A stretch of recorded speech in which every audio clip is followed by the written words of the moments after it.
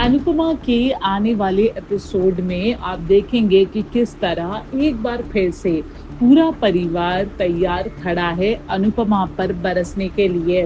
8 महीने पहले जो शो का हाल था आज भी वही है। आज भी अनुपमा बेचारी बनी है और लोग उस पर चिल्ला रहे हैं और लालछन लगा रहे हैं। तो एपिसोड को जिस तरह से शुरू होता है कि राही प्रेम पर भड़क जाती है कि क्यों उसने इतनी बड़ी बात छुपाई। प्रेम राही को बताता है कि किस तरह से वो अनुपमा से गलती से मिला था। प्रेम ये भी कहता है कि अनुपमा ने तो खुद प्रेम को मना कर दिया था कि कैसे वो उसके टच में ना रहे और कभी किसी को ना बताए कि वो मुंबई में है। उसके बाद राही एक के बाद एक प्रेम पर इल्जाम लगाए जा रही है। ख्याति तो ये भी कह देती है कि अगर राही अनुपमा से मिली थी तो शायद वो गलती से नहीं टकराई थी। राही शायद अपने माँ के टच में हमेशा से थी, लेकिन प्रेम राही के लिए स्टैंड लेता है और ख्याति को कहता है कि राही अनुपमा से सारे रिश्ते तोड़ चुकी है। इतना कि जब वो मुंबई में अनुपमा से गलती से टकराई तो वो तुरंत अहमदाबाद आ गई।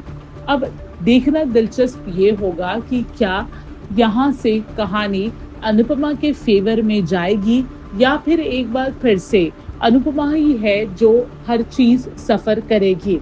राही और प्रेम के झगड़े बातें इतनी ज्यादा बढ़ जाती है कि राही प्रेम को कह देती है कि जो अपनी बीवी से इतनी बड़ी बात छुपा सकता है, उसके लाख मना करने के बावजूद भी वो अनुपमा से मिल सकता है।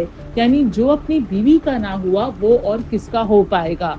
तब प्रेम भी राही को आईना दिखाता है कि वो भी राही के लिए यही कह सकता है कि जो लड़की अपनी माँ की नहीं हुई वो किसी और की कैसे होगी।